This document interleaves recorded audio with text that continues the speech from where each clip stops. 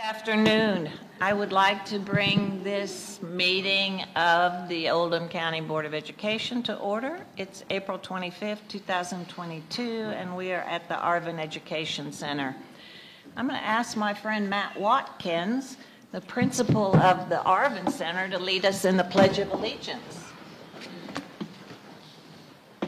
I pledge allegiance to the flag of the United States of America and to the republic for which it stands, one nation, under God, indivisible, with liberty and justice for all. Great job, class. Great job, Mr. Watkins.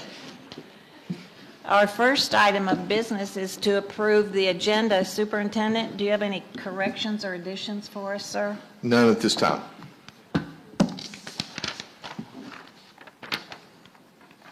Please forgive me.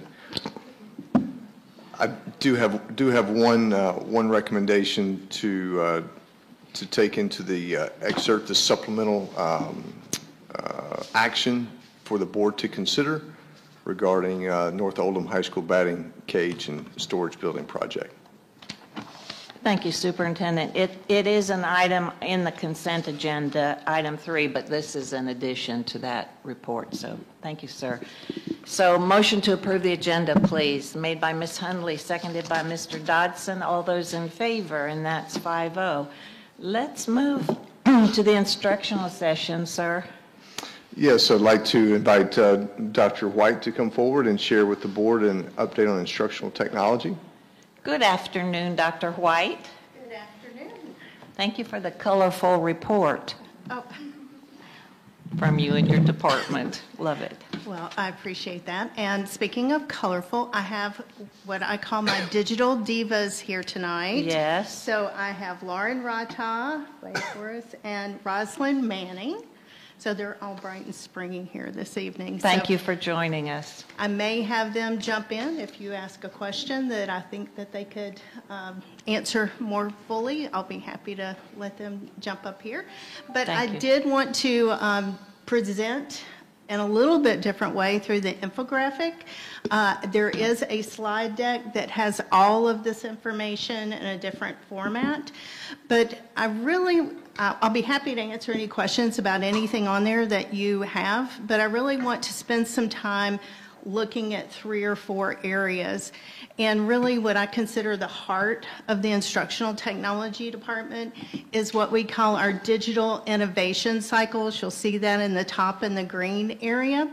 And much like a coaching cycle, the digital learning coaches are going into classrooms and helping teachers use technology in ways that they want to. They come to the digital learning coach and say, I would like to do this, can you help me? And so they work with them to accomplish those learning goals in their classroom and how to use the technology to do that. They have an orientation, they work for 6 or 7 weeks, sometimes 8 weeks in the classroom with the teacher on different days, not nonstop. And they work with them on that project. And then at the end, they have their evaluation of the cycle where they look and see, did we meet our goals? What are our next steps? What can we do next? And then about a month out, they reach back out to them, and we call that the boomerang. Hey, when I last met with you, you were talking about doing such and such. Are you still able to do that? Have you run into any roadblocks, so that they can reach back out again? So that's our coaching cycle. In the slide deck, there is a link to a very nice video that they put together. Ms. Webb helped with that as well, just explaining or having teachers actually tell about their experiences with the coaching cycle and how much they really enjoyed it and how that cycle works.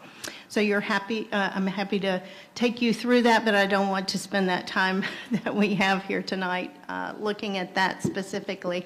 But we have reached 15 different schools with our coaching cycles, worked with 35 teachers, and with just over 3,200 students, impacting them through those coaching cycles. The other thing that I really wanted to spend some time talking about is the interactive classroom panel refresh. And I believe we have 2 new board members since that started in 2019. We came to the board, Mr. Greenwell and I came to the board and asked for the funding because our interactive classroom displays were 12 to 14 years old. So they were very much out of date and needed to be refreshed. We received that funding, and then we have been working on a 4 to 5 year plan to refresh the audio, and that's a distributed sound system in every classroom, and then also to get an interactive flat panel in every classroom.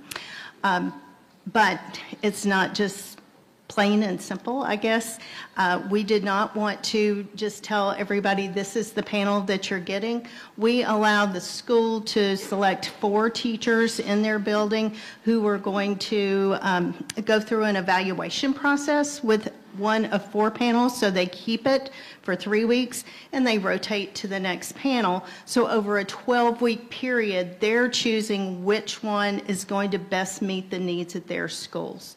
Yes, it would be quicker. Yes, it would be easier just to say this is the one that we're going to do, but we feel like one size doesn't fit all. So we wanted to make sure that they get whatever it is that they need in their building to support instruction. So that's a process that we go through in the evaluation. The next step is the installation process. We have a wonderful installation partner, and we try to get those done during breaks so that we can come in and do the follow-up training either on teacher work days or during the summer, because that is a 3-hour training. That's the initial training, but then we also follow up 3 more times during the school year with everybody in that building to make sure that they're using that to its fullest potential. It's just not a one-time training and we're done. We're just continuing to work with them. Another piece that many districts see is they might make that investment and then a teacher leaves and a new teacher comes in and they don't know how to use the technology. Nobody ever trains them on the technology. So a part of what our plan is every year we go back and teach all of those and train all of those new teachers that we have in our district so that we're making sure that that investment is used to its fullest. So right now we have 8 buildings that are complete. We have 4 that are in progress. And then we have 4 schools that are remaining for the next school year. So hopefully we'll be wrapping that up. Yes, sir. Can we ask questions? Yes, sir. I got a question about the panels. You say each school can choose one. Are we with 4 different types on all the schools? Are we sort of, as they're coming back down to 2 or what have you? The reason I'm asking that, sometimes when you get more of one kind, the cost isn't as high as if you had 4 different ones here, there, and everywhere. Right, and I think I understand what you're saying. As far as the cost, we are purchasing about as many as we could purchase at a time because this is a 4 or 5 year process, so we're not purchasing everything all at once. Also, because of the numbers that we typically purchase, we do get a higher discount than if we're just buying a 1-off or 2-off along the way. We just felt like it was very important that we give each school that opportunity. As of right now, we've had more schools select the Clever Touch panel. We've got 2 schools that have selected the Smart panel and 1 school that has selected the ViewSonic. So we're still seeing some variety, but we are seeing more lean toward one than the other. Thank you. Or the others. As a board member who went through that process several years ago, Dr. White, we tried the one-size-fits-all, and it didn't work. It didn't fit all. So I appreciate the fact that you are allowing for our schools to have some buy-in. So, and it like I said, it would be much easier to do that. The girls here, they end up going into the buildings that are doing the evaluation every 3 weeks and work with that teacher that's getting a new panel just to make sure that they're set and they're able to use it the way that they need to in order to really evaluate it. So it's taken up quite a bit of our time, but we think it's time that's well spent. Thank you. And then another thing that I wanted to take a few minutes to point out, you'll see on the infographic that we have a yellow and a green section. And that's our professional learning area, all the things we're doing to provide professional learning in the district. But the thing that I wanted to really point out is how we had to change, like everybody else during the pandemic, and what we were doing and how we were meeting those needs. So we used to have our digital leader network, that's the triangle that you have there, and we would offer those on teacher work days. So during the pandemic, we knew we still needed to assist, or probably needed to assist more than we had in the past. And so we shifted, and we just called it our digital takeout, like takeout food. And we came up with 2 series. There were 8 sessions total, and we reached about 90 teachers, and we focused on assessment and feedback tools. And collaboration, those were our 2 series. And that way we were able to dig deeply into not just a tool, but this is the application as you're working with your students. So we were trying to make sure that our teachers had those assessment and feedback tools that they would need. And then also those collaboration tools, because collaboration looks much different when you're in a virtual environment.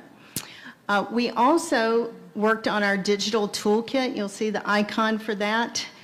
We have set apps, software, things that we can use in our district that we have vetted to make sure that we're meeting federal and state laws and that we have the proper parental consent. But there wasn't a really good way for a teacher to say, I need something to help with digital discourse. It wasn't searchable. So we wanted to create a searchable database. And so we have those resources. Right now, we have about 330 in our database where they can search either by platform or by topic. So they can go through and find those resources, and each one of those resources has a slide that basically explains what it is and has the downloads. So once again, providing that support in a different way. And as we knew that we were probably going to be in NTI again going into that 21 school year, we developed some sessions, some professional learning sessions on blended teaching. We taught 5 of those, or had 5 of those workshops. We had 5 leaders in our district that were involved in those, and we were limited to 50 participants at each one because of the COVID restrictions. That became very popular, and what they really seemed to enjoy and like about that was just the fact that we were giving them a handful of tools, not many, many tools. This is how you can approach this situation that we find ourselves in. Because of that, we started having other districts across the state that were asking us about our training. And what we did do is we developed an ebook and put that on Amazon as a free Kindle download to help others, because we knew as we were doing giving out slide decks, it's not the same as going through the training. So we developed that ebook and put that out to help everyone. We also had strategic strategy sessions. So teachers may not need a full coaching cycle, but they needed some help with one-off kinds of things. And those were scheduled, and we did over 100 of those strategy sessions during that period of COVID. So you can see we had to do lots of different things. Oh, and I forgot one more, our top 50 resources. That was one of the first things that we put out, was just some of our vetted items that teachers could pull, and we wanted to keep it, once again, to 50, and we had them in different categories so that they weren't overwhelmed. Just giving them that many more to go out and search wasn't going to help them. We were trying to support them by giving them some variety, but not to overwhelm. So those are the main areas. What areas do you all have questions about or comments? Thank you, Dr. White. Let me ask board members questions. There's a lot of information here. Yes. So the boards, are they compatible with software, like for the Arts Center? Can they read a music on these boards, or the Arvin Center, can they have anatomy programs that are capable of interjecting with these boards? Right. And that's all part of their evaluation process for them to decide what they want.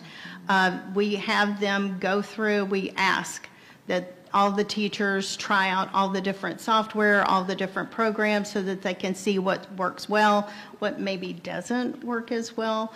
But that's a part of that evaluation process. So yes, whatever they select should.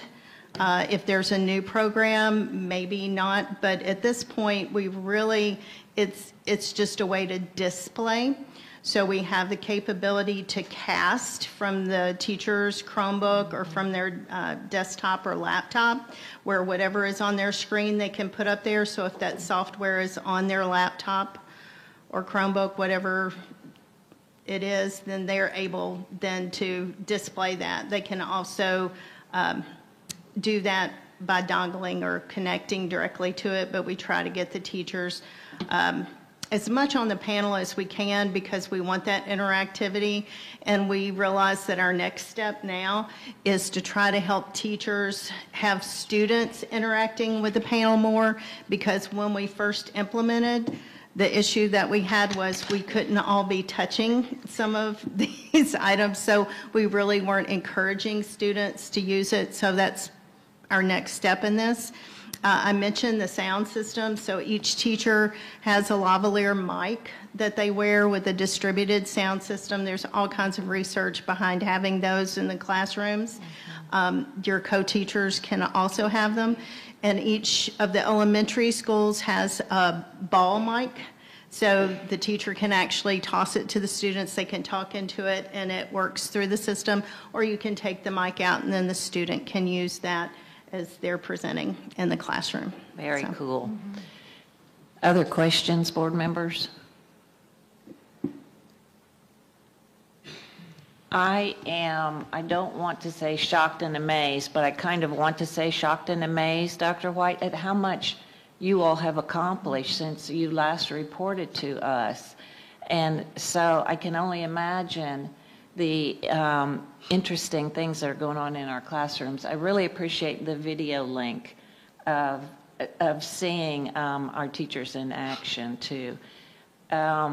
Anything you want to add, Superintendent? I'd just like to share with the board, and being in classrooms and schools the last 2 or 3 weeks, certainly appreciate the technology that our teachers are using. Like Dr. White mentioned, the mics that our teachers are using, lots of research around how that helps engage students and helps them, from our auditory learners and supporting that. So we're very, very appreciative and very blessed to have that resource for our teachers to use in the classrooms. Thank you, Dr. Redford. One thing I would ask Dr. White is to share with us what buildings you have put certain boards in place in.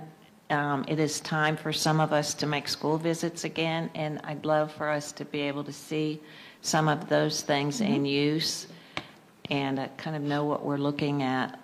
So on the North Campus, as of right now, because some will be installed this summer, on the North Campus, Goshen has theirs. On the South Campus, we have Kenwood, we have Crestwood, we have Camden Station, and then in the OC campus, we have Buckner and the preschool. And then in the East Campus, we have LaGrange and Centerfield. Excellent. Thank you. Thank you. So I want to thank you all for the funding for us to be able to do that.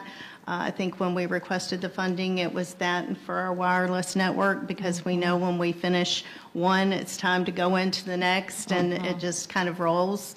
So I know in the next couple of years, we'll be doing the next thing until perhaps one day we won't need a display. Each student will have a pair of glasses or something that they're looking through. Who knows? My So- gosh, I hope not. I was looking for Mr. Greenwell to thank him. He was here earlier. If you're out there somewhere, Trey, wave at us. He's not. But we have heard a great deal over the last couple of years, and I think that perhaps a COVID keeper from the pandemic was we have to be able to meet our students with technology. And so thank you so much for all that you've done in our buildings and our classrooms. Thank you, Ms. Manning and Ms. Rataj. Thank you. Thank you. Great report. Lots to absorb here. All right, Superintendent, we are ready for the treasurer's report. Ms. Anderson, welcome. Good afternoon, everybody. Good afternoon. All righty. So we are now looking at the financials for the month of March, and this begins on page 31. Our first page is about cash. Our beginning balance was $57 million, and we ended with $52, almost $53 million. At this point in time, our disbursements for the governmental funds exceed our receipts, which is expected. We do, however, have receipts exceeding disbursements for both food service and daycare. If you look in the second section, you'll see the bonded construction funds, and we continue to see disbursements for construction at East Oldham Middle, primarily, and perhaps a little bit at Buckner Elementary. On the following page, you can see the detail by each of our funds that ties back to that $44 million in governmental funds. The following page, we have our historical comparisons of certain accounts. I would remind you on this page that we do have those adjustments for the SEEK fund. We put $2.1 million over there in both revenues and expenses. So we're we're tracking consistently with where we've been in the past. As we look at this revenue section, you can see that our general property tax is at 98% of what we had budgeted. We've got the PSC property and franchise tax, which is a little bit more than expected, and delinquent property is a little less than expected, and the following three, motor vehicles, utilities, and SEEK, are all on track, as are the next two sections for capital outlay and building fund. Excellent. On the following page, you can see one of the results of our Munis upgrade. You can see different, a different format for our report. It's a little bit more squished and a lot more black lines. There is a simpler format, but I thought I would go with this one to begin with. But this first page is our typical revenue page that shows each of the accounts over the past 4 years. And on the following page, we have our expenses by category. Again, a reminder that fiscal 21, we had $2.1 million moved out for that SEEK grant. The only thing I really want to call your attention to on this first page is this account under salaries, this 0110R. This is reimbursement for certified teachers, and you can see we've got $1.9 million for fiscal 19, almost $2 million for fiscal 20, and then fiscal 21 we dropped down to $1 million, and we're back up to 1.45. So this is what the schools are using their money to buy extra teachers, counselors, ESS, AP, things like that. So we were very conservative last year, saved us a bit of money by them doing that. They wanted to be careful, they were. And so we're kind of heading back in the direction that we used to, where they're filling out their staffing a little bit more. I think that's all. Well, I will talk about this. On page 42, Since Ms. White was talking about the interactive flat panel devices, that's at the top of page 42, that second line item. You can see that our current year actuals is $1 million, and we've got budget in there of $1.5 million.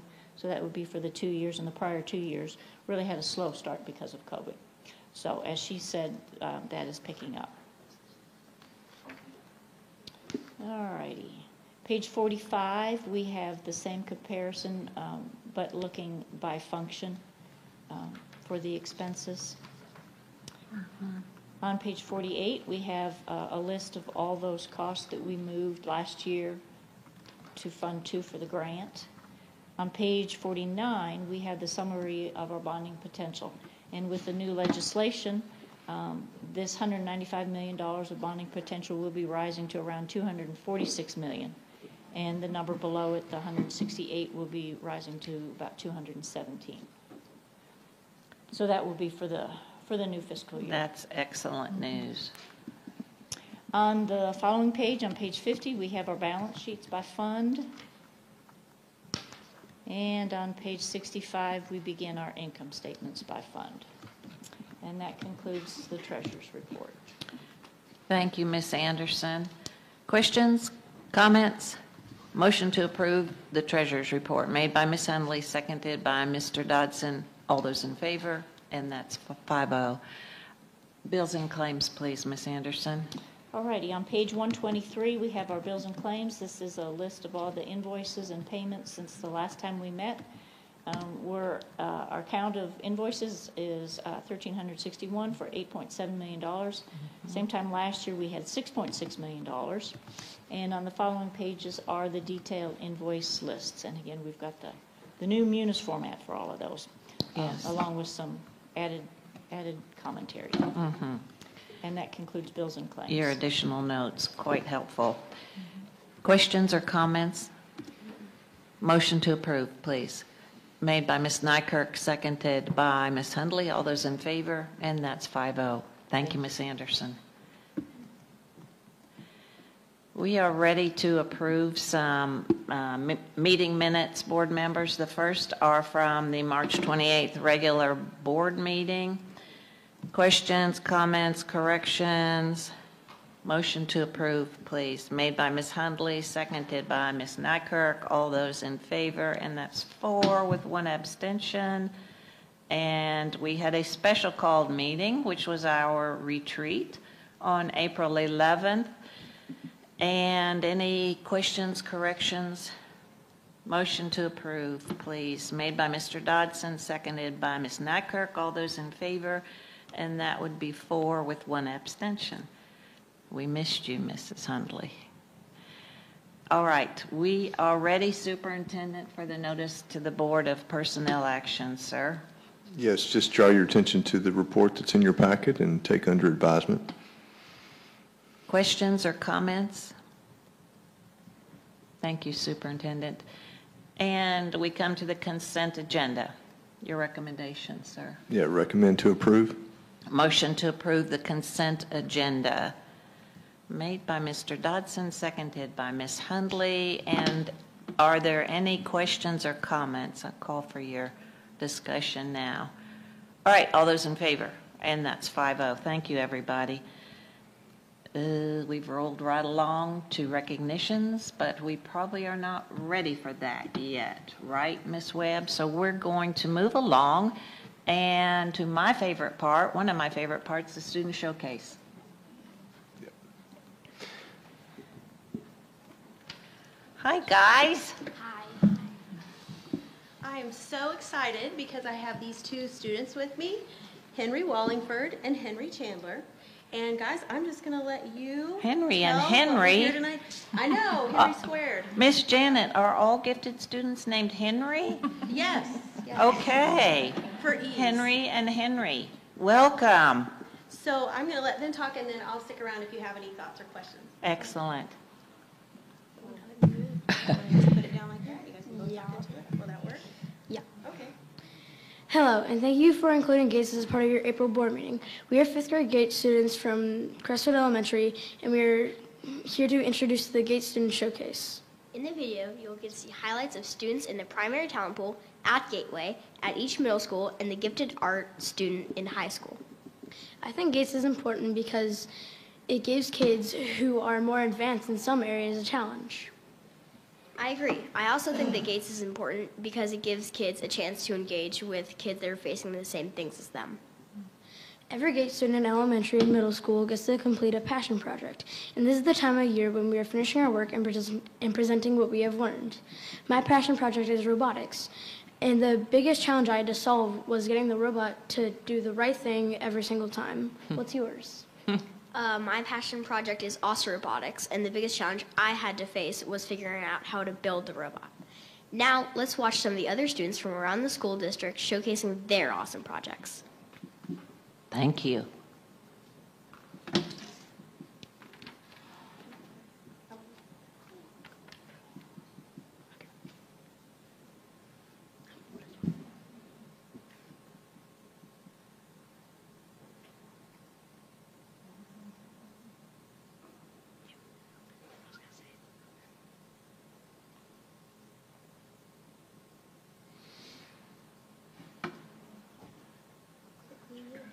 I only wanted to say I'm not gifted in reading. I cannot read that fast.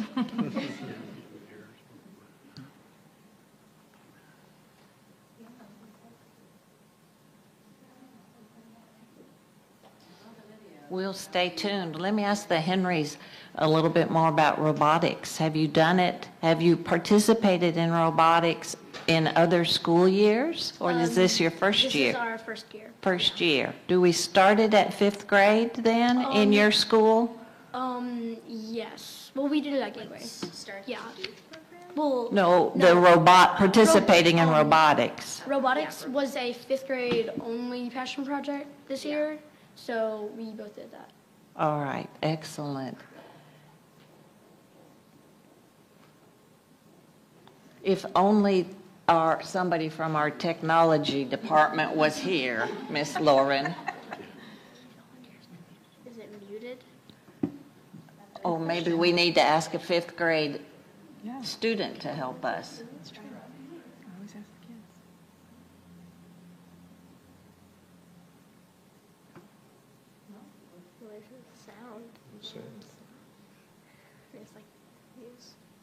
How often did you get to meet with Miss Janet? Miss Saki. Once every 2 weeks. Once every 2 weeks. During the school day? Yes. Okay. They're usually games, and we usually have like a Guess what? Enough technology people. It's true.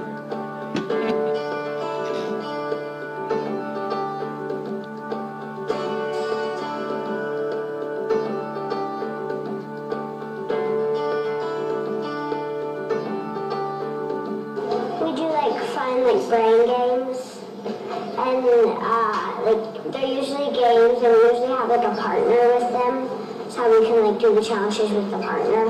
And the spot it where you put out like some cards, and then you have to like spot it before the other people spot it. And then there is rush hour where you get to like move pieces and try to get it to the entrance. Like when you have to like block up all the traffic, and you have to try to get them through the entrance. I like to do roller coaster challenge. You build like a roller coaster, and you like have this little car, and you put it on the roller coaster that you build, and it goes down the roller coaster. And if it doesn't work, then you have to retry.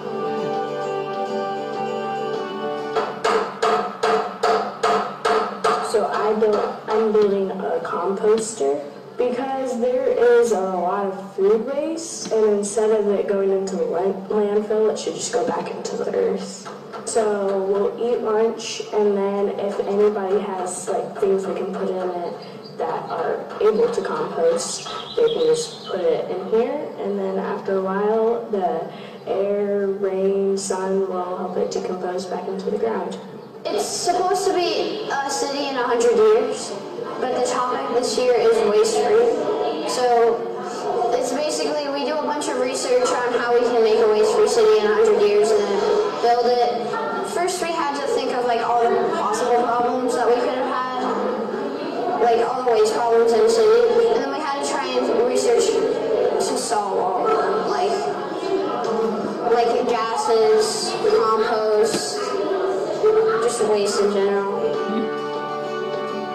So during this unit, we are doing some extra social studies, and right now we are working on the Civil War and like how did the unions changing affect it. We'll probably use the resources and information pages a couple times, and then we also have websites that have a lot of information, and those will basically benefit towards finding the answer to our guiding question.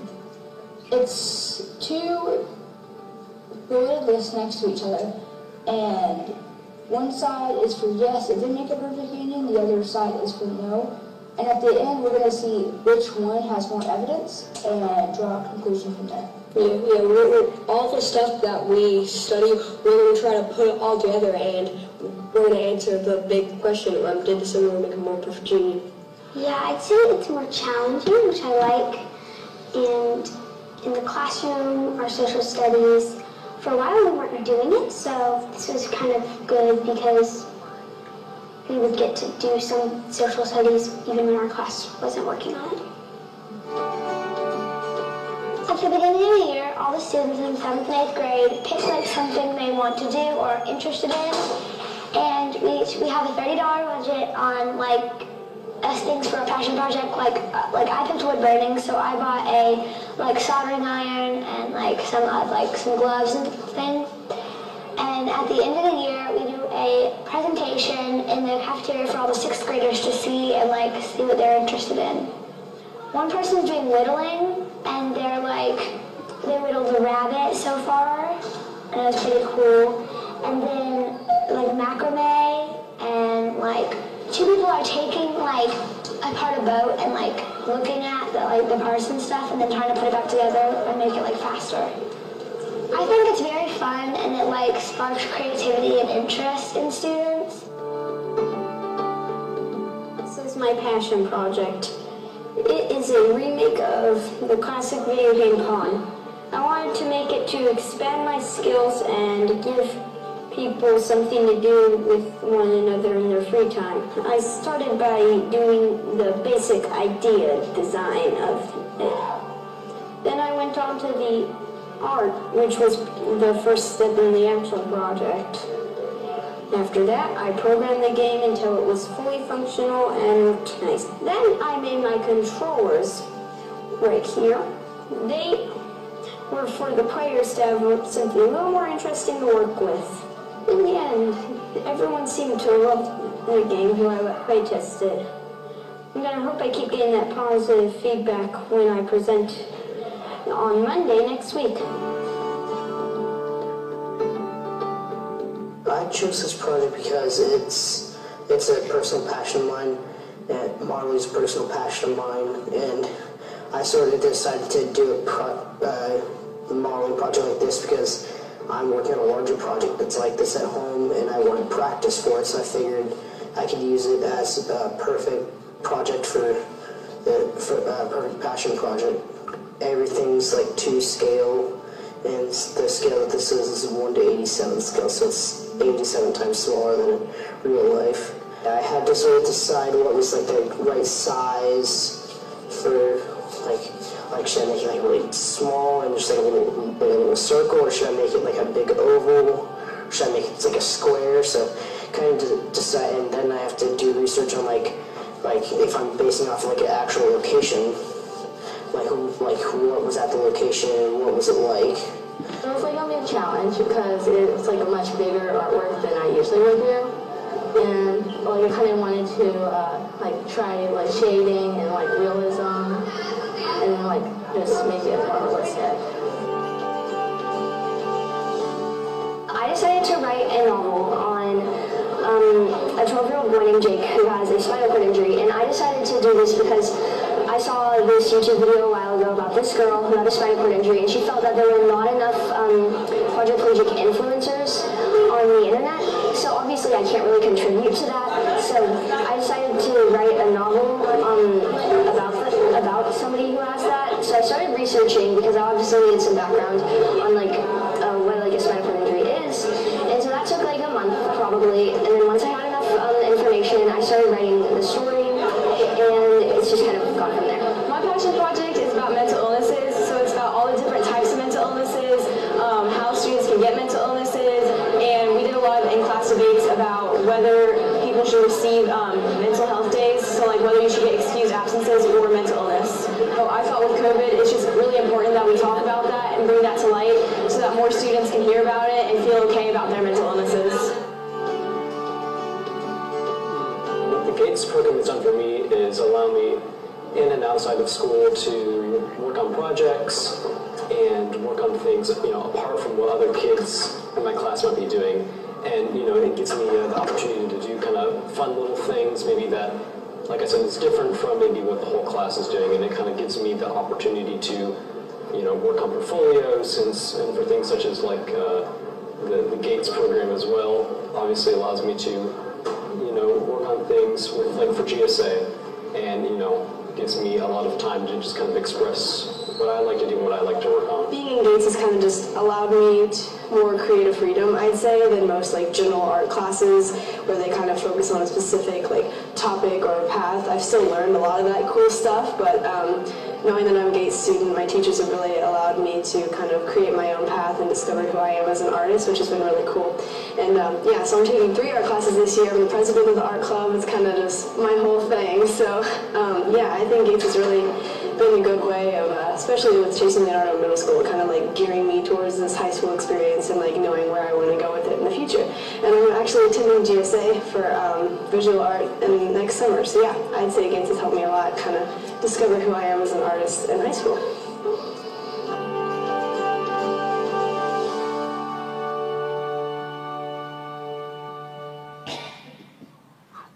Wow.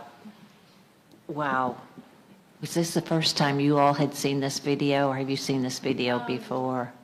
I've seen it before. You've seen it before. Yeah. So much to look forward to in school. Questions, comments, board members? I don't know how you can top what you just saw. I'm speechless, which is unusual.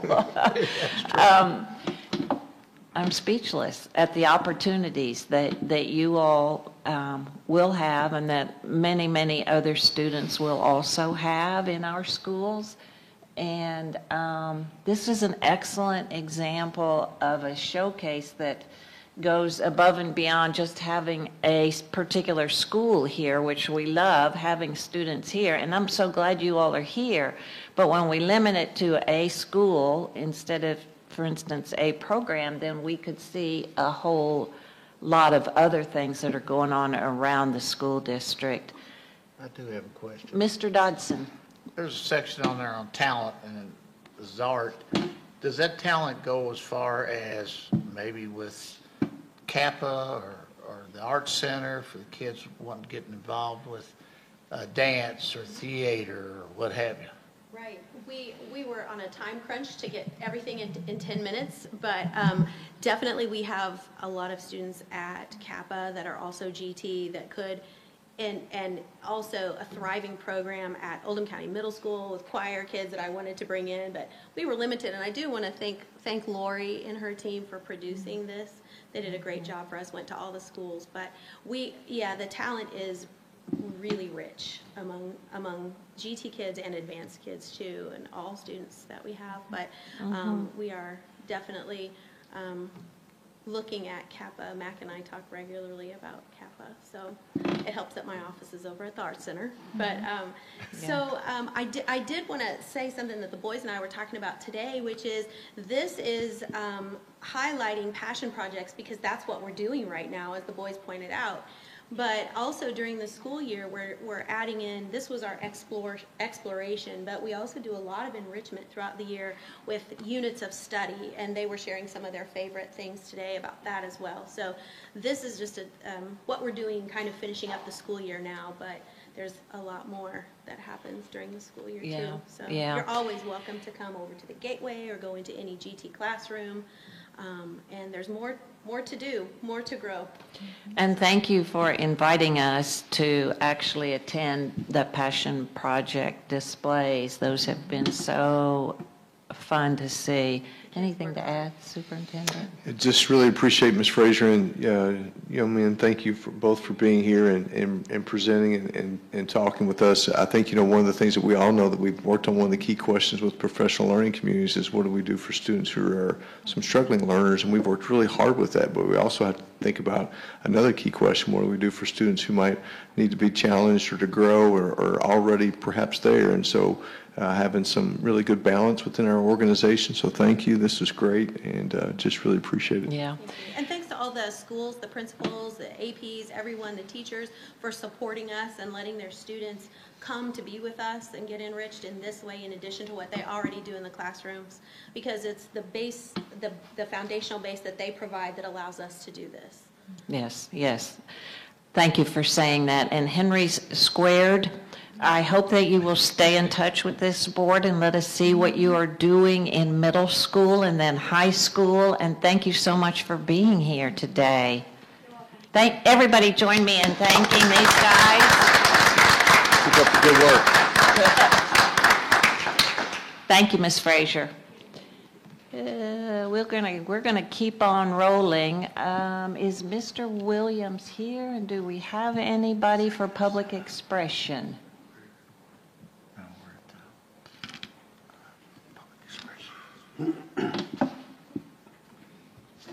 I'm going to ask Mr. Dodson to go ahead and read our guiding policy for public expression, please. The board will designate a portion of the meeting to hear public comment regarding areas under the board's jurisdictions. Persons wishing to speak shall sign in with the registrar and review the policy on making public comment. The board chairperson or designee will read aloud the public expression guidelines. Speakers should register by signing the sign-in sheet upon their arrival to the meeting. The board will call upon speakers in order in which they are signed in.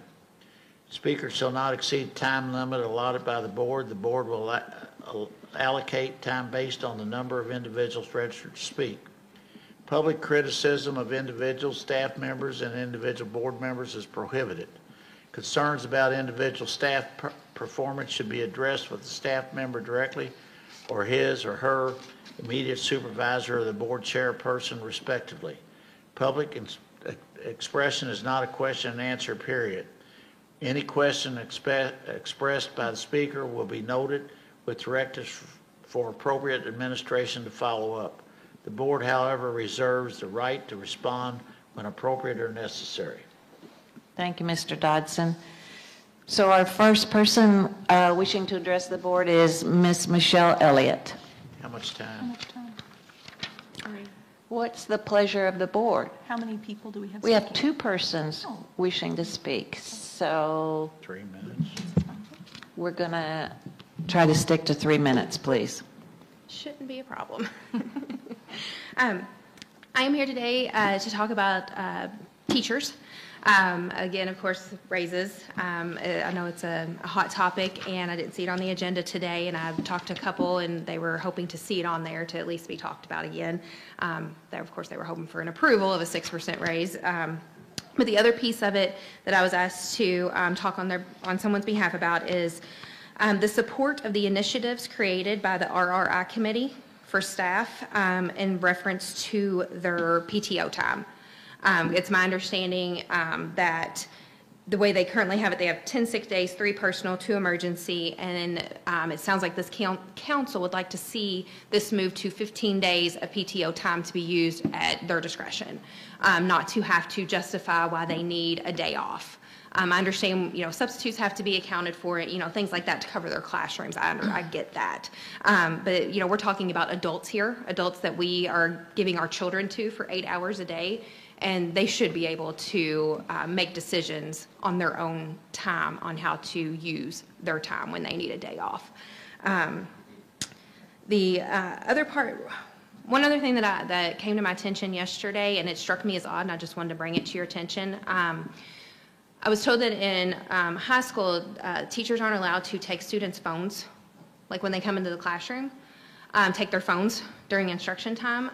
That they were told that that was their only outside communication for a while, and they don't want to take that away from them. When I first heard that, my initial reaction was like, that doesn't make sense to me. They don't need phones in the classroom. They're there to learn. We know how hard it is as adults to put our phones down. I think I picked mine up 5 times sitting back there. We're talking teenagers and young teenagers that they should not have these phones when they're sitting in that classroom. I do not have a middle school or high schooler yet, so we haven't hit that mark. But we will get there, and that phone will probably stay home. Anyway, I digress. A couple other things, if I have a little bit of time left. A couple things that I would like to see going forward, and this is in my humble opinion when it comes to these meetings. One is for us to be able to see the treasurer's report up on the screen to follow along with what you're seeing. Another one is a board parent roundtable meetings, because we only get our 2 to 3 minutes to speak here. We are not allowed to ask questions, even in the working meetings. Yes, we can email and so forth, but just to be able to, and it doesn't have to be a public expression like this, but just, some other roundtable meetings with parents. And then the other thing that last meeting during the working session, it was brought up to not have those anymore going into the next year. Me as a parent, I've tried to come to all of those as well, and they're very informative. And I encourage you not to get rid of those. Thank you, Ms. Elliott. Thank you.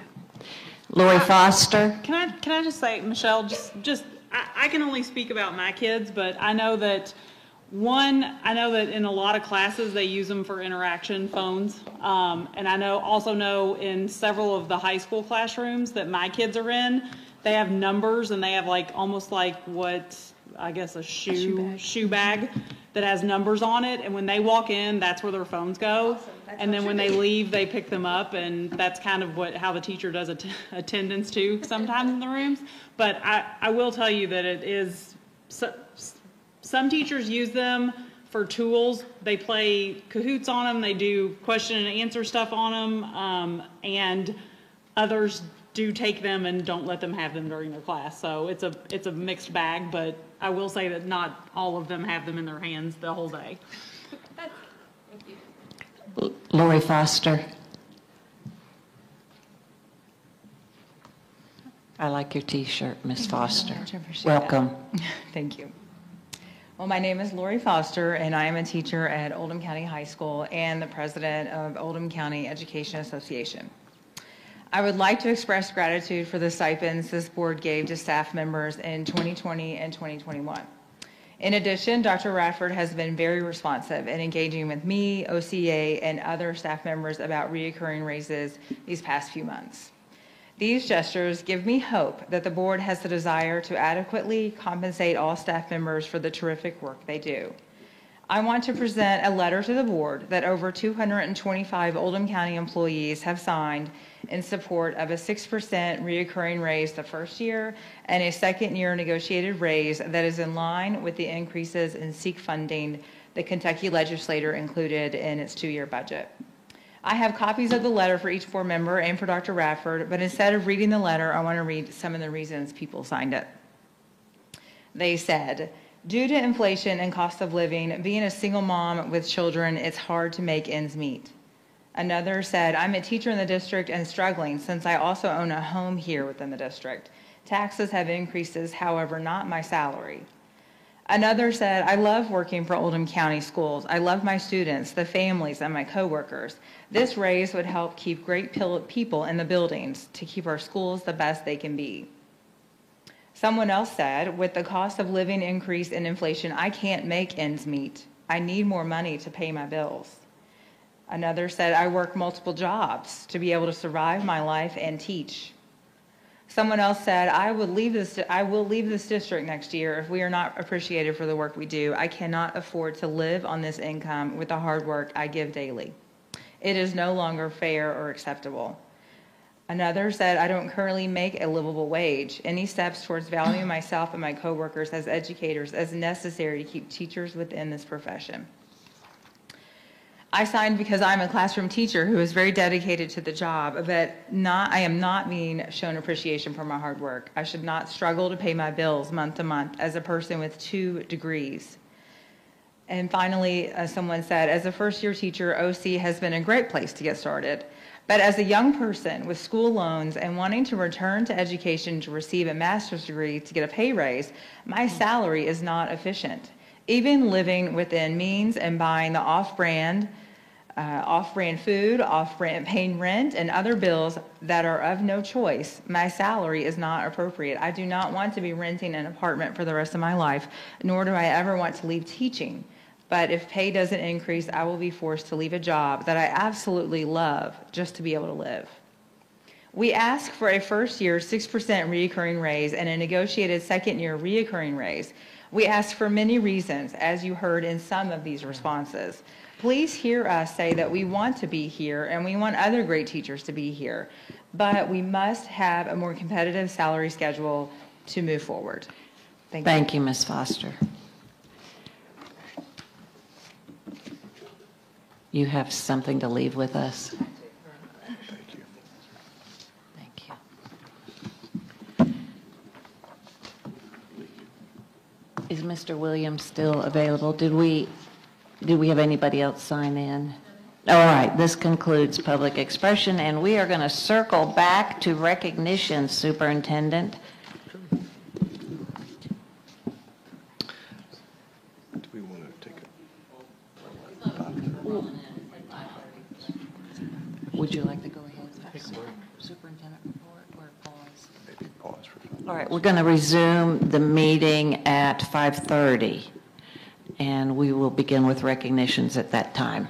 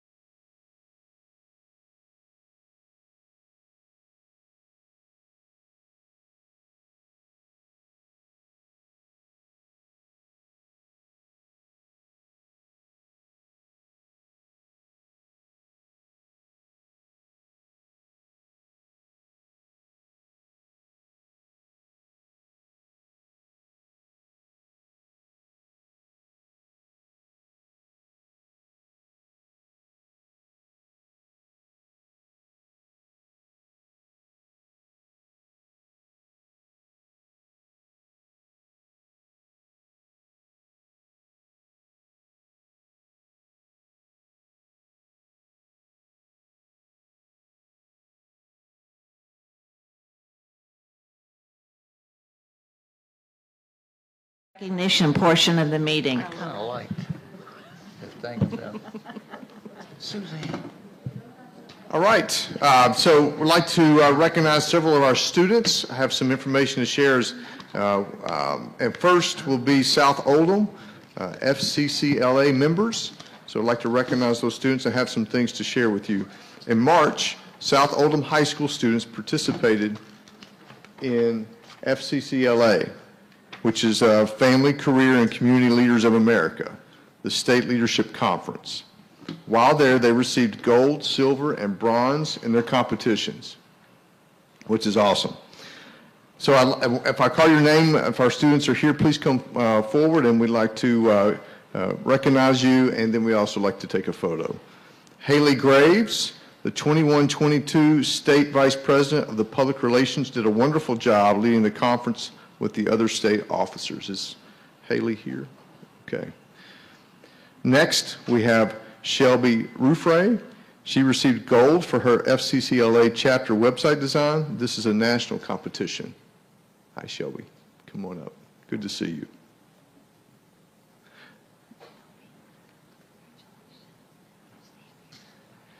Next, we have Matthew McBride, placed gold in the career investigation category at the state level. The career investigation event requires researching a career, setting goals for the said career, and integrating family and consumer sciences coursework into the selected career. Congratulations. Nice job. Next, we have Jackie Mead and Paige Vermeesh, placed silver in the National Programs and Action category. Great job, ladies. Jackie. Good job, Ms. Pate. Next, we have Alex Moorman and Alex Salazar. They received bronze for their chapter in review display. All right. Next, we have Tricia Rummel, received bronze in the job interview category, and Brooklyn Caruso received bronze for her instructional video design. Great job.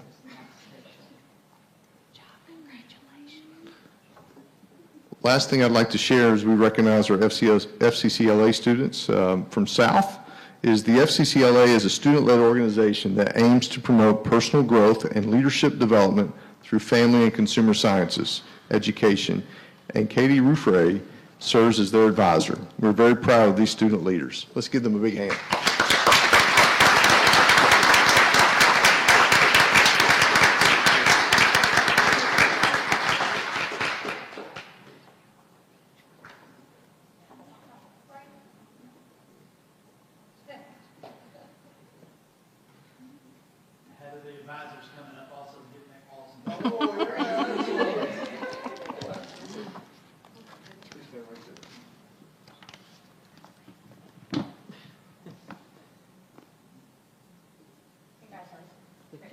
Good job.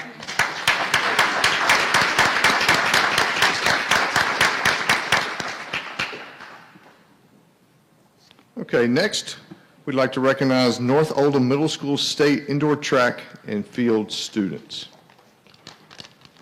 First, our 400 relay. Congratulations are in order for the North Oldham Middle School girls team for winning state runner-up in the state championship. Do we have any of those young ladies here tonight? Okay. Next, I'd like to recognize our boys 400. So when I call your name, please come forward, and we have a certificate to give to you, and I'd like to recognize and get a picture. Luke Whitlow. And he is in the boys 400. Next, I'd like to call for the boys 4x400 relay. That's Eli Green, Larkin Grimm, Elijah Terry, and again, Luke Whitlow. All right? All right.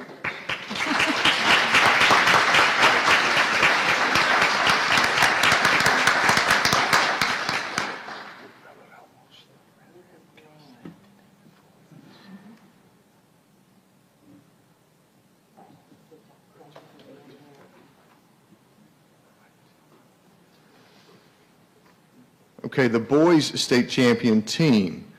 So Luke, you might want to stay close here, okay? Don't get too far from me.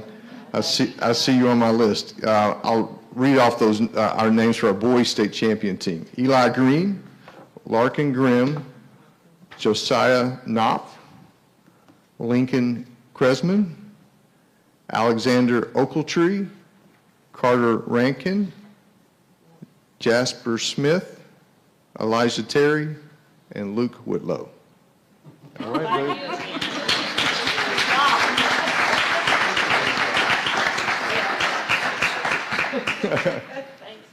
Okay, next I'd like to recognize our girls' state runner-up. So if our students are here, our young ladies are here, please come forward. Catherine Baird, Ellie Cargold, Izzy Gross, Grace Haran, Millie Huang, Alexandra Karsmiva, Isla Lexawat, Madeline Mushinsky, Audrey Perkins, Emma Quinton, Katie Raymond, and Laura Sanders. There is something going on, Superintendent. Must I've got a be. feeling you're practicing. Must What do be. you think? Must be. Must be. Good job. Let's give those ladies a round of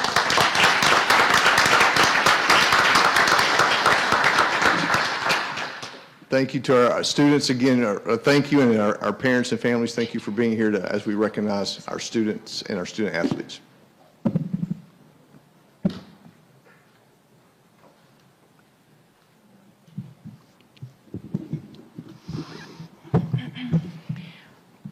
Thank you, families, for joining us this evening. We're going to give them a second. And then we are going to proceed with Superintendent Report Number 1, sir.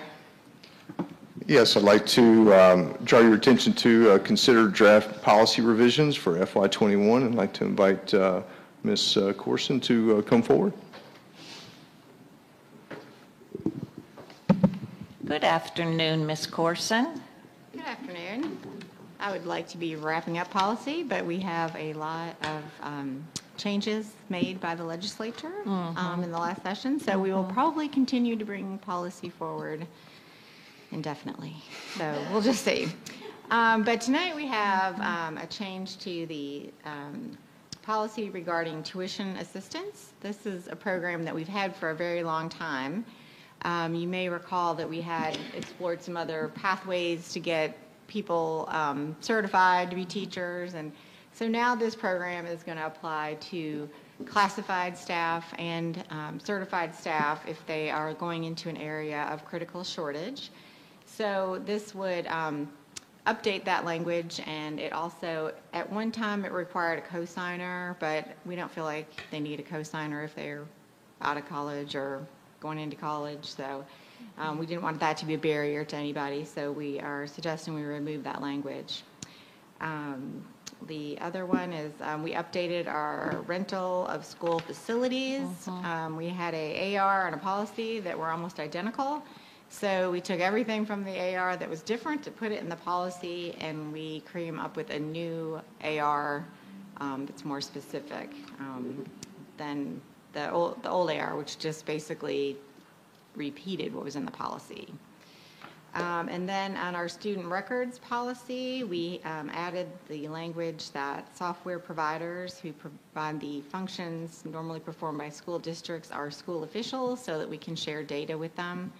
You know, a lot of our software programs collect at least a minimal amount of student data, emails, or you know, so actually sometimes their work, and so we have to designate them as school officials.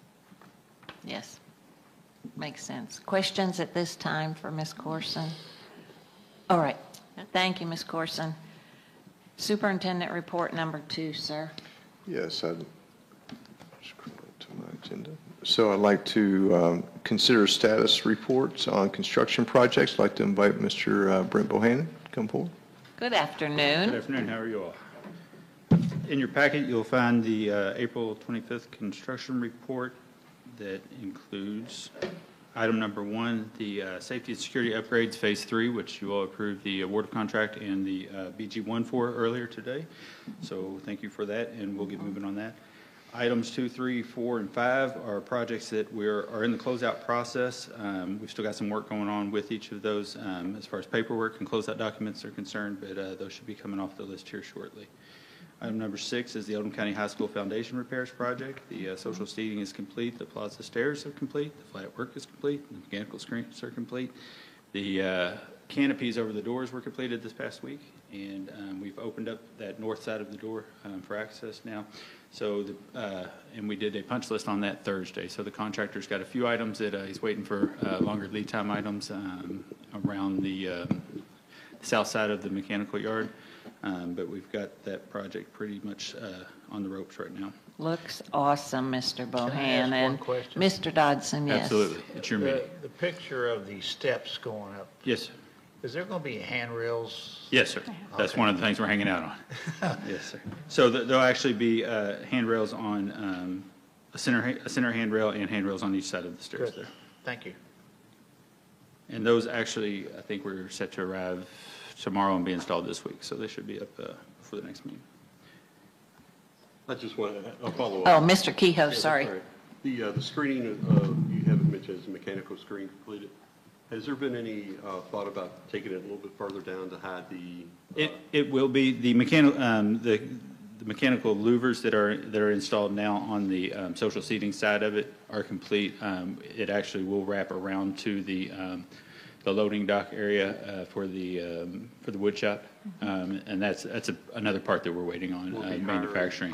It will be the height of the highest portion at the low end of that, so that will continue around and tie back into the building. And if you look out there now, you'll see there's a step up because the grade actually transitions up to the man door coming out of the wood shop area. So there'll be a step up and there'll be an access gate at that location as well. So yeah, there's a little bit more work to do there, but like I said, I think that a few more manufactured things that we're waiting on, and we'll be able to tie that project up. On your list, item number 7 is the East Oldham Classroom Addition and Roof Replacement Project. Got some pretty cool pictures there, thanks to Mr. Robson's drone and a late night, evidently. But the block work there is complete. The structural steel installation is complete, and the trusses and roof deck and insulation and weather tightness has been installed on that. Excellent. And they actually started last week on portions of the tear-off for the existing roof to tie that into the new roof.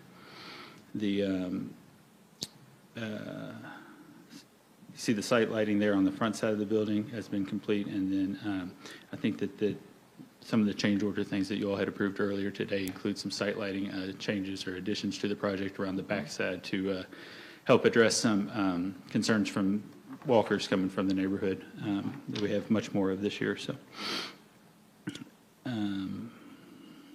Wow. And the window installation is going on right now as well. So we should be getting pretty close here in the next week or so to having that building pretty weather tight where we start putting finishes in place. And the item number 8, South Oldham High School Fieldhouse renovation, site improvements. You can see in the images there that the press box has been set and the landing for that work is going on right now. The pavement, the new paved driveway has the binder course installed down there, and exterior painting is going on. And I'm happy to report after 8 months of being on order, the rooftop unit was placed last Thursday and is on the roof and is in the process of being hooked up. My So gosh. that opens up the door for us to do a lot of things that we were kind of waiting for as far as the drywall finishing and interior finishes. So happy to see that finally arrive on site and get installed. Number 9, the boiler and cooling tower replacement over at Oldham County High School. I think we talked about that last month. As soon as we get some of that site work out of the way, we'll be bringing that back to you all for the rest of the boiler room renovation. The Oldham County Preschool expansion is another project that we've had set to start designing this summer, and want to let you all know that we'll be revising that BG1 based on some conversations we're going to have later today, and bring that to you. The fire alarm project bid, and you'll approve the award of contract for that tonight, and that work is set to, we're going to go ahead and sign that contract with them so they can go ahead and get devices on order with the intent to start doing that work as soon as students are out of the building. And the North Oldham High School tennis court renovation also was approved tonight. So that project will start probably mid-June. He said that his schedule was a little tied up in the first part of June, but we should be able to get that going mid-June. We have some families that will be very happy to hear that. The boiler replacement at Buckner, that work is, I think I received an email actually on the way over here today that they're looking to get that work started next week. That shouldn't have any effect now that we're out of the heating season to the school, so they can do that while school is in session. The paving and restriping project, we're going to be bringing that to your all's for your all's approval next month and get that bid out before the summer. Excellent. As well as the band tower replacement at South Oldham and Oldham County High School. The number 5 on that list, the Oldham County High School soccer fence replacement. I just want to talk a little bit about that. That project's going to expand a little bit based on some additional needs as far as irrigation goes and some grading issues there as well. So I'll bring back to you all next month a more developed scope of work for that project for y'all's consideration. And that's it for the projects that we have kind of underway right now. One other update on the list there is the district facility planning process. As you know, we met back in February to have the first orientation meeting. We've been doing our building evaluations and updating our mini plans for all the construction that's happened since 2017. And the next work session that we have scheduled will be scheduled after some considerations that we have for the House Bill 678, which Yes. I think is a good segue into your next report.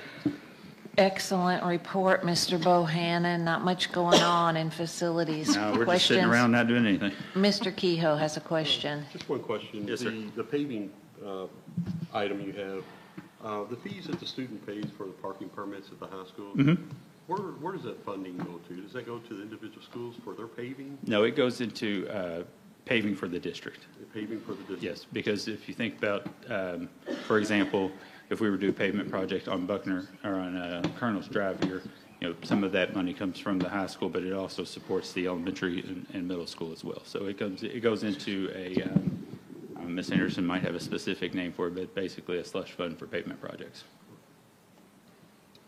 I want to take this opportunity to thank Ms. Hundley, too, for representing the Board of Education on the LPC. That's it. Thank you. Didn't you think he was going to say something else? Do you have something to add, Superintendent? I'm good. Great report. Thank you so much, Mr. Bohannon. Oh, you're going to hang tight because we're ready for the next superintendent report? And that is... Report number 3. Yes, ma'am. And that is to consider report on House Bill 678. We also have Mr. Dwight Salisbury from RSA Advisors, who works with our school district, to update the board on House Bill 678 and what that entails. Mr. Salisbury, join us if you would. I told him as soon as we announced it, she'd call you up. So. Welcome again. Thank you. Good to be here. I don't think Brett and I are good standards for the 2 Henrys before us. Yeah. I know. You've got a hard act to follow, you two. You could change your name to Brent, Dwight. We have 3. Yes. That's too many. Too many. Basically, we want to take this time to update the board and kind of inform at a 30,000-foot view summary of kind of what this House Bill 678 means and what the benefits are to the district and kind of what it encompasses. It was signed into law on April 8th, and basically the summary of it that's included in your packet states that due to a growing financial loss to school districts from increased costs of construction, approval delays, and basically the market of what the construction industry is currently. The governor and the legislators have declared a state of emergency, basically, and it takes effect immediately. The caveat to that is, for it to take effect, the board has to opt into this House bill. What the House bill does is basically takes the length of the approval process from KDE and puts that onus back on the Board of Education at a local level.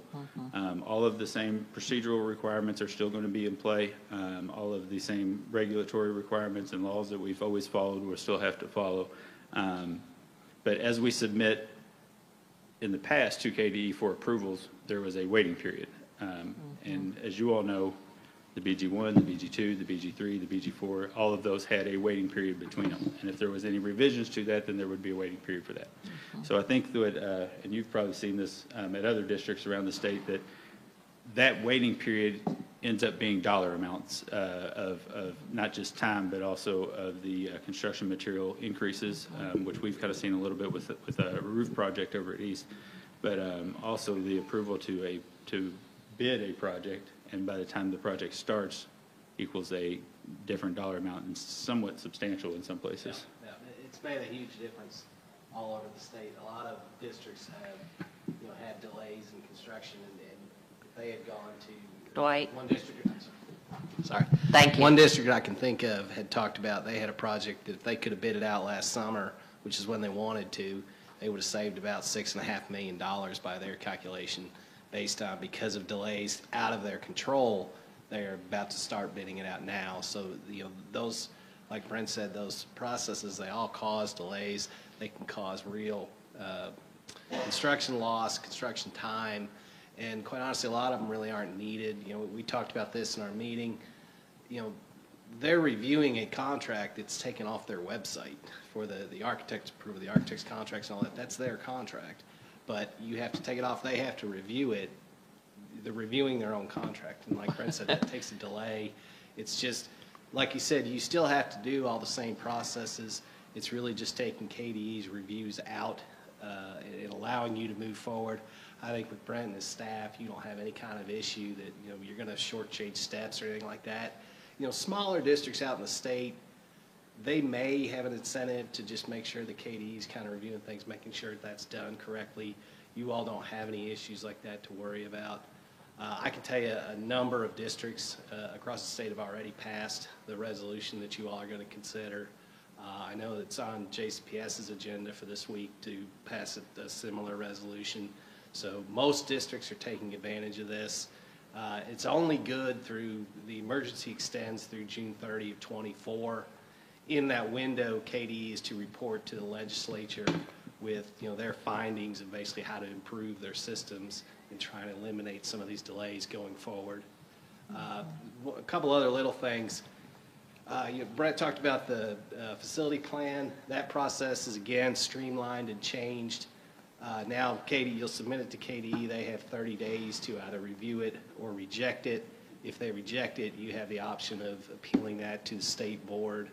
The indications are, I don't think they're going to reject it unless, I think they're just going to make sure you've followed all the necessary steps, done the necessary hearings, all that stuff. I think it's pretty likely they're going to go ahead and approve it. That's going to cut that process down a lot. A facility plan now is running close to a year by the time, again, they do all their reviews and everything. That's going to cut that down dramatically. The other thing that was in the bill is that you have your facility plan. The top 4 items are, top 4 categories are essentially instructional facilities. Typically 1 through 3 are classrooms. Item 4 are support, admin support, board office, bus garage, those kind of things. And then anything in category 5 is considered non-instructional, typically athletic stuff, or again, if you want to go outside of the model footprint on an instructional need. This bill will actually allow you all to use your restricted fund bonds. Typically, those Category 5 projects had to be paid with general funds. This bill is going to allow you to use your restricted funds, which is what you use for all your other capital projects. You're going to be able to use those on well. So it will give you a chance to kind of take advantage of getting some of those projects done that you wouldn't have been able to do if you hadn't opted into this bill. Thank you, Mr. Salisbury. So, like I said, in big picture terms, this bill gives the local board a lot more flexibility in funding, planning, designing, and construction, and constructing capital construction projects with the all of this, like I said, all the same requirements, but without having to wait for approval. So you may be seeing the impact of this at the next board meeting, where you may have a BG1, a BG2, and a BG3 to approve at one time, because we can send it to KDE, and it's just, at that point, it's just a matter of record keeping at some point, so that they know that we're following the rules and regulations still, but we're not waiting for a reply back from them before we get moving on with the project there. And as Dwight said, it frees us up to our hands are still tied, but the ropes are very loose at this moment if the board so chooses to opt into this. So I don't see any reason why we would not recommend opting into this to this option, and that's why we recommended that as an action item, I think, coming later this evening. Right. Thank you, Mr. Bohannon, and we do have this included in our agenda. Let me ask if board members have any questions or concerns. I think it's about time. I think it's about time. Yeah, and I think that another part of it that really doesn't affect what we do on a daily basis, but affects what KDE does on a day-to-day basis, is it gives them a timeline and a opportunity to step back away from the process, to basically reinvent the process, to find shortcomings and to find bureaucratic red tape, project lengthening requirements that are in there. And also, I think part of it was to find the most commonly approved waivers and work those into the system. So it gives KDE the opportunity to improve their system. So yes, when they come back in June of 24. I think by 23 is when they have to give their initial report of their findings and the steps they want to take to change. So this is really a win-win for Oldham County and any other school district that takes advantage of this legislation.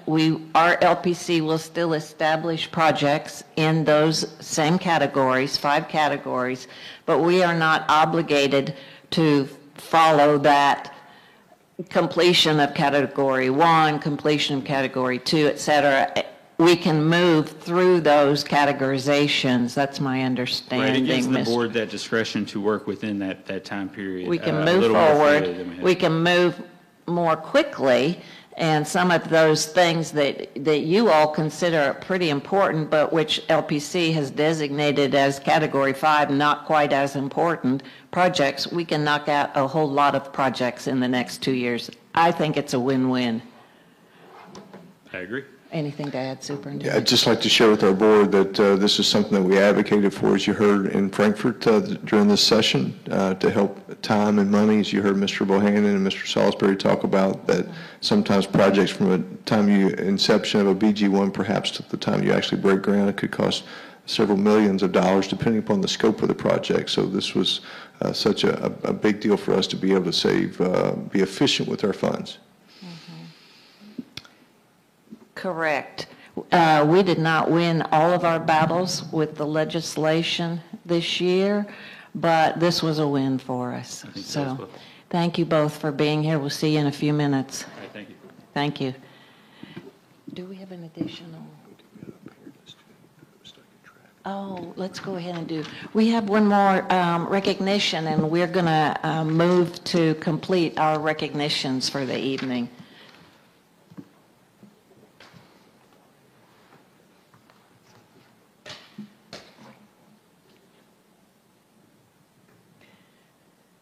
You'll have to find the certificate, Andrea.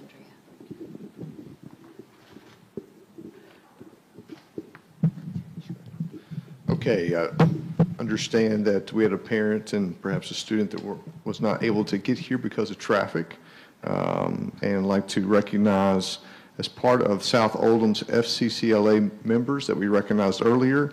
And if you recall, FCCLA is a Family, Career, and Community Leaders of America, the State Leadership Conference. I'd like to recognize Alex Moorman, received bronze for their chapter and review display. So, Alex, if you're here, come on up. Thank you.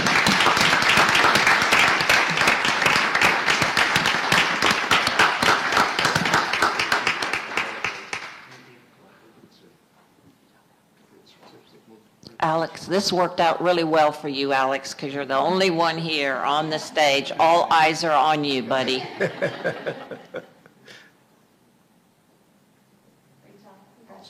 Thank you. We're sorry that you struggled with traffic.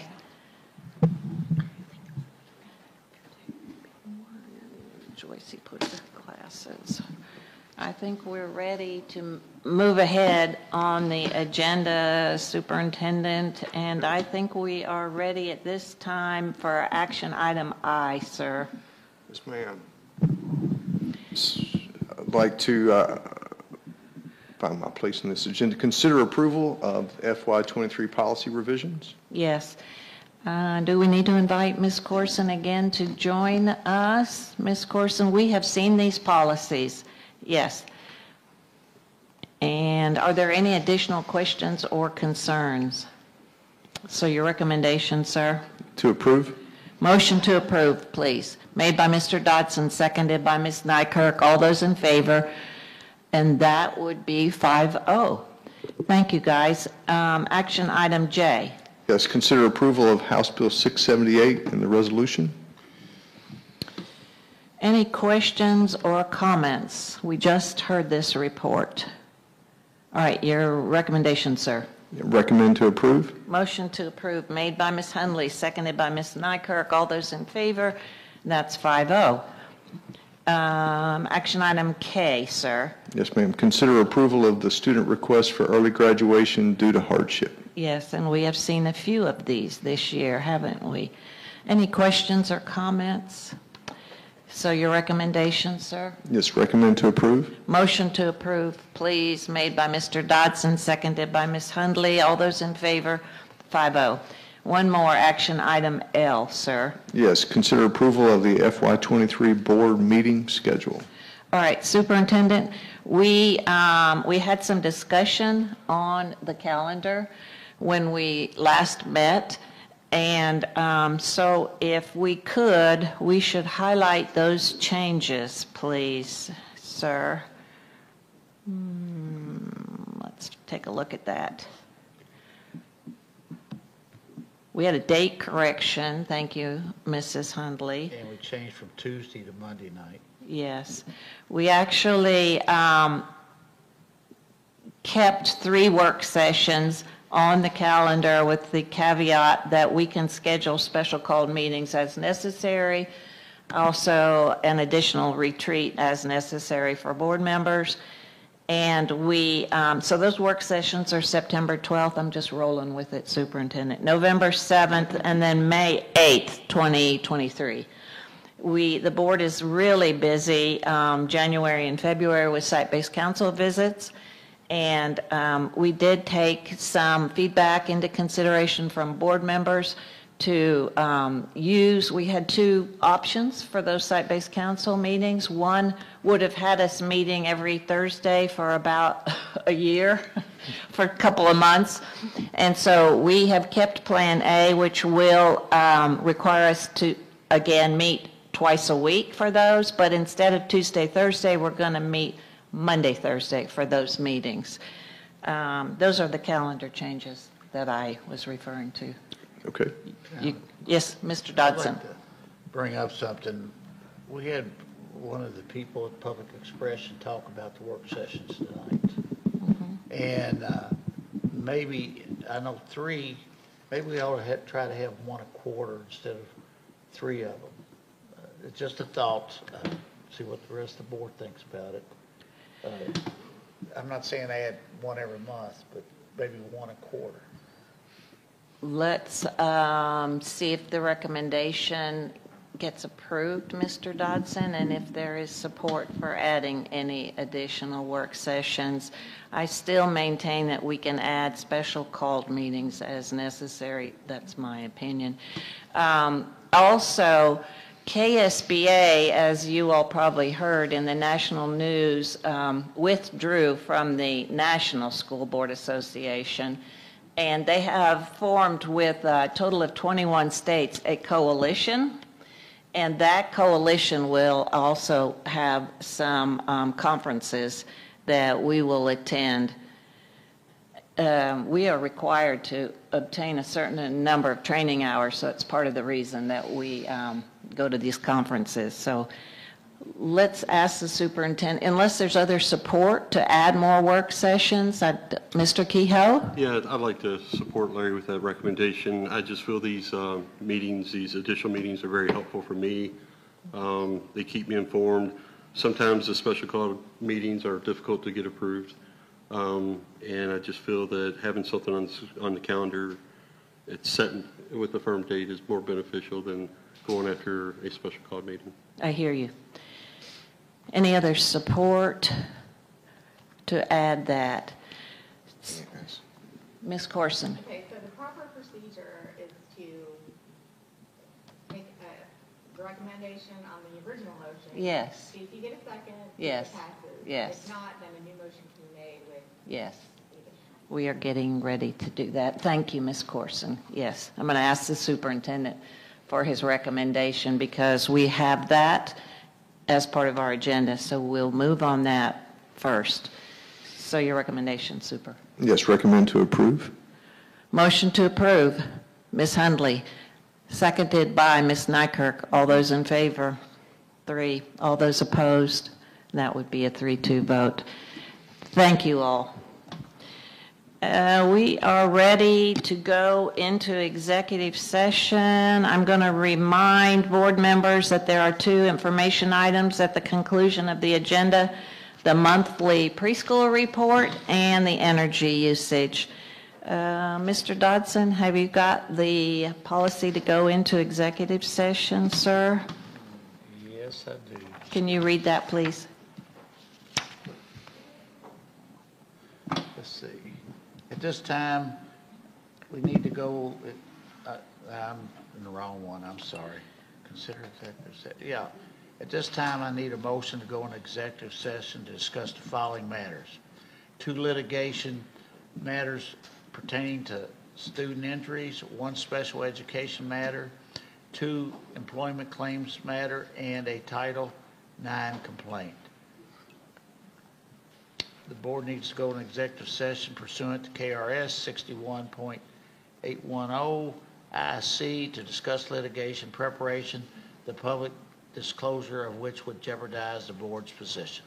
So we need a motion to go into executive session, made by Ms. Nykirk and seconded by Mr. Kehoe. All those in favor, and that's 5-0. So we will recess for now. Thank you all.